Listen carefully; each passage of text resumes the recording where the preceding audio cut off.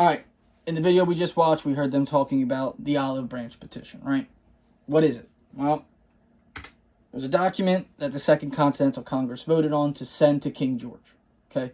They viewed it as the last chance to reconcile the relationship between the colonies and the British Empire. Okay? They called it the Olive Branch Petition because an olive branch is a universal symbol of peace. And that's where they wanted King George to see them coming from. A place of peace. They didn't want to disrespect him, but at the same time, they wanted themselves to be respected. And they felt that this was the only way to do so. So, what was in the petition? Well, first thing they wanted was all the attacks on Boston to stop. So obviously the Boston Massacre. At this point, the Boston Harbor is still closed off by the British Navy, unable to make trades and such. So they wanted all the troops in Boston pulled out.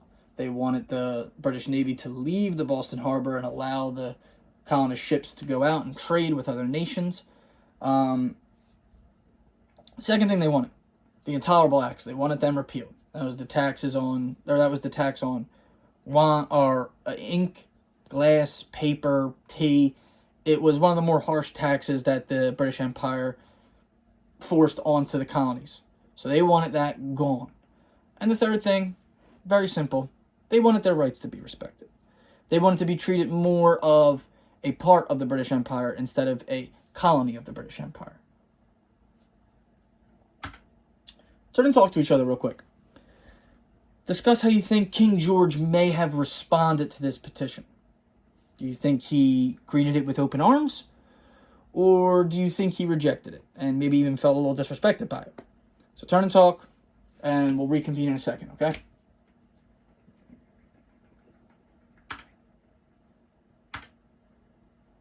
All right, so when King George received the petition, he immediately rejected it, right? We knew that old pompous King George would not welcome that with open arms. He felt slighted, and he honestly felt it was a little too late. At this point, the colonies have already broken multiple British laws and have spilled British blood. You know, they've killed British soldiers, the Minutemen have, and even King George himself felt that war was inevitable at this point. And as we know, the colonists said this was the last chance to reconcile the relationship, meaning since King George rejected it, the colonies were ready for war themselves. All right? So the news of King George rejecting this petition spread throughout the colonies, and a few months after, an essay was published by a man named Thomas Paine. Okay? He published an essay called Common Sense. He used to be a British citizen, was very critical of the British government, and made this essay called Common Sense that basically said that it was common sense that the colonies separated. And that's where he got the name from. At this point, the colonies were self-sufficient, right? They were able to make their own materials and supplies. They were able to make trade with various other nations. They were no longer relying on Great Britain for materials, supplies, trade like they were when they were first starting out. Now they could take care of themselves. So it's only common sense that they split from the nation and create their own, right?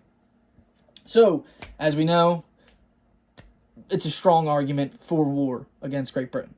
And at this point, 1 out of every 4 men have read it, and it drove a lot of men to the Patriots' cause. So, if we were still a little shaky on war, this essay, this pamphlet, this small book, however you want to word it, shot the colonies straight into the direction of war like a rocket ship, right?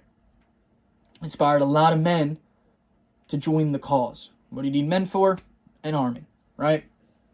So, real quick, write down a Venn diagram. Put the Olive Branch Petition on one side, the Common Sense on the other. Do not worry about putting anything in the middle yet, okay? On the Olive Branch side, who was it written to? King George, right? Who was it written by? The delegates of the Second Continental Congress, okay? Last thing, what was the goal of it? It was to achieve reconciliation with Great Britain, right? So the Olive Branch Petition didn't want to start a war. It wasn't meant to make King George upset. It just basically wanted King George to respect their rights. And then they could start over. You know, clean slate, water under the bridge. On the Common Sense side, who was it written to? was written for the colonists, okay? It was written by Thomas Paine, and its goal was to encourage colonists to see why it's beneficial to break away from the British Empire, why it was common sense to break off and become their own independent nation. All right? Boom. Similarity. It was both were strategies to resolve a conflict between two nations or a colony and a nation. Obviously, two drastic differences. One was aimed at peace and reconciliation, while the other one was aimed for treasonous behavior and an inevitable war. All right? So, two different sides, same coin. All right, so I'm going to show you a couple excerpts. I want you guys to decide whether or not it belongs to the Olive Branch Petition or common sense. So as we know, common sense was written to the colonists and encouraged war against Great Britain, while the Olive Branch Petition was written for King George and wanted peace. Okay, so whether or not they say King George or they say colonists, the tone itself should be able to help you guys decipher which is which. All right, here, we'll do the first one together.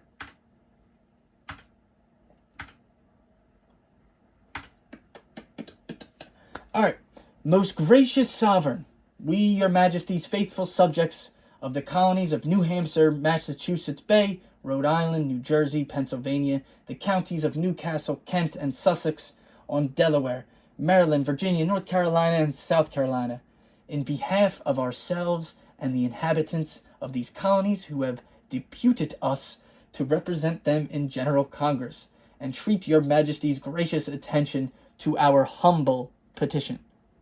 Okay? Let me see, raise your hands. Who thinks it's the Olive Branch Petition? All right? Who thinks it's common sense? All right. It's the Olive Branch Petition, right? A couple key giveaways. It starts off, Your Majesty, we are your faithful subjects, a humble petition. They're trying to butter King George up.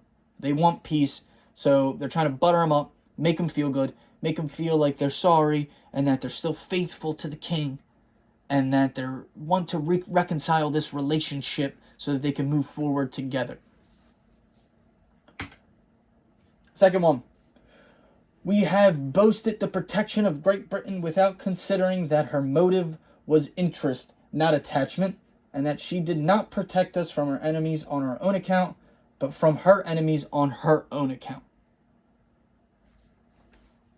Olive Branch Petition. Common sense. Right. Most of you guys are right. Common sense. Okay? Key giveaways. It's talking about how it's defending the colonies from Great Britain's enemies. These people aren't necessarily enemies of the colonies, but rather enemies of the British Empire, and therefore are attacking the colonies over that, or getting in disputes over that with the colonies.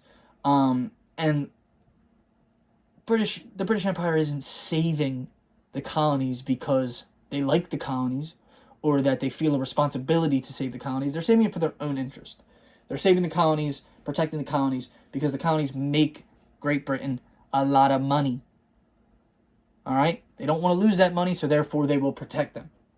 But they don't see them as equals. That's what common sense is trying to get through.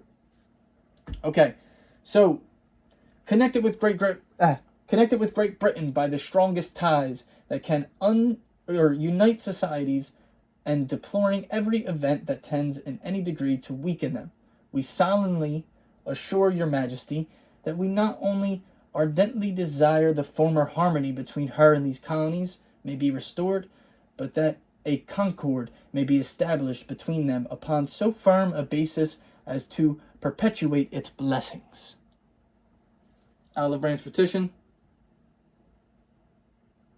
Common sense. Right.